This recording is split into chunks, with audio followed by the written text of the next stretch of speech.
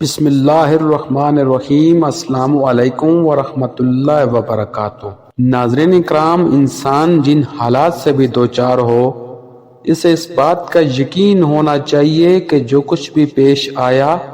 وہ اللہ تعالیٰ کی طرف سے مقدر تھا، اور معلوم نہیں کہ اس میں میرے لیے کیا خیر چھپی ہوئی ہو۔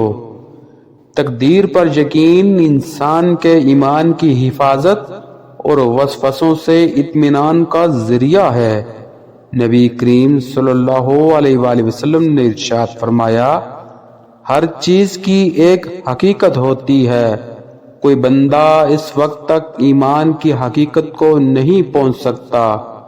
جب تک اس کا پختہ یقین یہ نہ ہو کہ جو حالات اس کو پیش آئے ہیں وہ آنے ہی تھے، اور جو حالات اس پر نہیں آئے وہ آ ہی نہیں سکتے تھے۔ حدیث میں ہے کہ اللہ تعالیٰ نے زمین و آسمان بنانے سے 50,000 سال پہلے تمام مخلوقات کی تقدیریں لکھ دیں۔ اس وقت اللہ تعالیٰ کا عرش پانی پر تھا۔ حضرت انس بن مالک رضی اللہ تعالیٰ عنہ سے روایت ہے کہ رسول اللہ صلی اللہ علیہ وآلہ وسلم نے ارشاد فرمایا، اللہ تعالیٰ نے بچہ دانی پر ایک فرشتہ مقرر فرما رکھا ہے، وہ یہ عرض کرتا رہتا ہے میرے رب اب یہ نطفہ ہے میرے رب اب یہ جمع ہوا خون ہے میرے رب اب یہ گوشت کا لوتھڑا ہے۔ اللہ تعالیٰ کے سب کچھ جاننے کے باوجود فرشتہ اللہ تعالیٰ کو بیج کی مختلف شکلیں بتاتا رہتا ہے۔ پھر جب اللہ تعالیٰ اس کو پیدا کرنا چاہتے ہیں تو فرشتہ پوچھتا ہے، اس کے متعلق کیا لکھوں، لڑکا یا لڑکی، بدبخت یا نیک بخت، روزی کیا ہوگی، عمر کتنی ہوگی؟ چنانچہ ساری تفصیلات اس وقت لکھ لی جاتی ہیں جب وہ ماں کے پیٹ میں ہوتا ہے۔ روایت میں آتا ہے کہ کوئی شخص اس وقت تک مومن نہیں ہو سکتا جب تک ہر اچھی بری تقدیر پر ایمان نہ رکھے۔ حضرت علی رضی اللہ تعالیٰ عنہ سے روایت ہے کہ رسول اللہ صلی اللہ علیہ وآلہ وسلم نے ارشاد فرمایا، کوئی بندہ مومن نہیں ہو سکتا جب تک 4 چیزوں پر ایمان نہ لے آئے۔ نمبر 1، اس بات کی گواہی دے کہ اللہ تعالیٰ کے سوا کوئی ذات عبادت و بندگی کے لائق نہیں، اور میں محمد صلی اللہ علیہ وآلہ وسلم اللہ تعالیٰ کا رسول ہوں، انہوں نے مجھے حق دے کر بھیجا ہے۔ نمبر 2، مرنے پر ایمان لائے۔ نمبر 3، مرنے کے بعد دوبارہ اٹھائے جانے پر ایمان لائے۔ نمبر 4، تقدیر پر ایمان لائے۔ حضرت عبادہ رضی اللہ تعالیٰ عنہ نے اپنے بیٹے سے کہا، میرے بیٹے، تم کو حقیقی ایمان کی لذت ہرگز حاصل نہیں ہو سکتی جب تک کہ تم اس کا یقین نہ کر لو کہ جو کچھ تمہیں پیش آتا ہے تم اس سے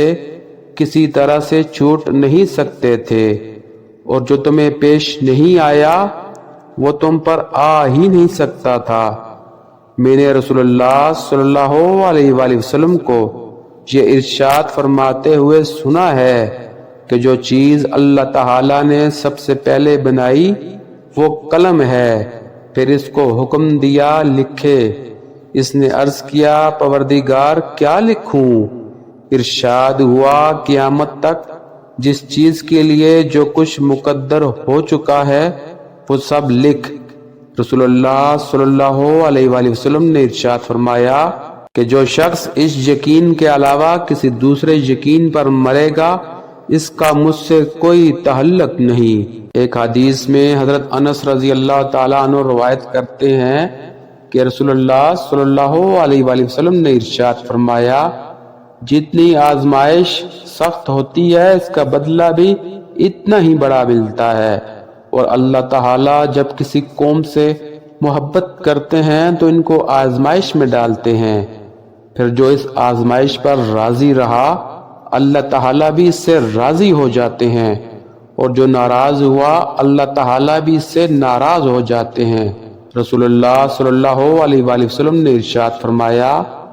طاقتور مومن کمزور مومن سے بہتر اور اللہ تعالیٰ کو زیادہ محبوب ہے، اور یوں ہر مومن میں بھلائی ہے۔ یاد رکھو جو چیز تم کو نفع دے اس کی حرص کرو، اور اس میں اللہ تعالیٰ کی ذات سے مدد طلب کیا کرو، اور ہمت نہ ہارو، اور اگر تمہیں کوئی نقصان پہنچ جائے تو یہ نہ کہو کہ اگر میں ایسا کر لیتا تو ایسا اور ایسا ہو جاتا، البتہ یہ کہو کہ اللہ تعالیٰ کی تقدیر یوں ہی تھی اور انہوں نے جو چاہا کیا، کیونکہ اگر کا لفظ شیطان کے کام کا دروازہ کھول دیتا ہے۔ انسان کا یوں کہنا اگر میں ایسا کر لیتا تو ایسا اور ایسا ہو جاتا اس وقت منع ہے، جبکہ اس کا استعمال کسی ایسے جملے میں ہو جس کا مقصد تقدیر کے ساتھ مقابلہ ہو اور اپنی تدبیر پر ہی اعتماد ہو، اور یہ عقیدہ ہو کہ تقدیر کوئی چیز نہیں، کیونکہ اس صورت میں شیطان کو تقدیر پر سے یقین ہٹانے کا موقع مل جاتا ہے۔ حضرت ابن مسعود رضی اللہ تعالیٰ عنہ سے روایت ہے کہ رسول اللہ صلی اللہ علیہ وآلہ وسلم نے ارشاد فرمایا، جبرائیل علیہ السلام نے اللہ تعالیٰ کے حکم سے میرے دل میں یہ بات ڈالی ہے کہ جب تک کوئی شخص اپنا مقدر رزق پورا نہیں کر لیتا وہ ہرگز مر نہیں سکتا، لہذا اللہ تعالیٰ سے ڈرتے رہو اور رزق حاصل کرنے میں صاف ستھرے طریقے اختیار کرو۔ ایسا نہ ہو کہ رزق کی تاخیر تم کو رزق کی تلاش میں اللہ تعالیٰ کی نافرمانی پر آمادہ کر دے، کیونکہ تمہارا رزق اللہ تعالیٰ کے قبضہ میں ہے، اور جو چیز ان کے قبضہ میں ہو وہ صرف ان کی فرمانبرداری سے ہی حاصل کی جا سکتی ہے۔ حضرت عوف بن مالک رضی اللہ تعالیٰ عنہ روایت کرتے ہیں کہ نبی کریم صلی اللہ علیہ وآلہ وسلم نے دو شخصوں کے درمیان فیصلہ فرمایا، جس کے خلاف فیصلہ ہوا تھا۔ جب وہ واپس جانے لگا تو اس نے افسوس کے ساتھ حسبی اللہ و نعم الوکیل کہا، اللہ تعالیٰ ہی میرے لیے کافی ہیں اور وہ بہترین کام بنانے والے ہیں۔ یہ سن کر آپ صلی اللہ علیہ وآلہ وسلم نے ارشاد فرمایا، اللہ تعالیٰ مناسب تدبیر نہ کرنے پر ملامت کرتے ہیں، اس لیے ہمیشہ پہلے اپنے معاملات میں سمجھداری سے کام لیا کرو، پھر اس کے بعد بھی اگر حالات نامواقف ہو جائیں تو حسبی اللہ و نعم الوکیل پڑھو، اور اس سے اپنی دلی تسلی کر لیا کرو کہ اللہ تعالیٰ کی ذات ہی میرے لیے کافی ہے اور وہی ان حالات میں بھی میرے کام بنائیں گے۔ ویڈیو اچھی لگے تو لائک کر دیں، چینل کو سبسکرائب کر دیں اور ساتھ میں لگا بیل آئیکن کا بٹن دبا دیں۔ جزاک اللہ۔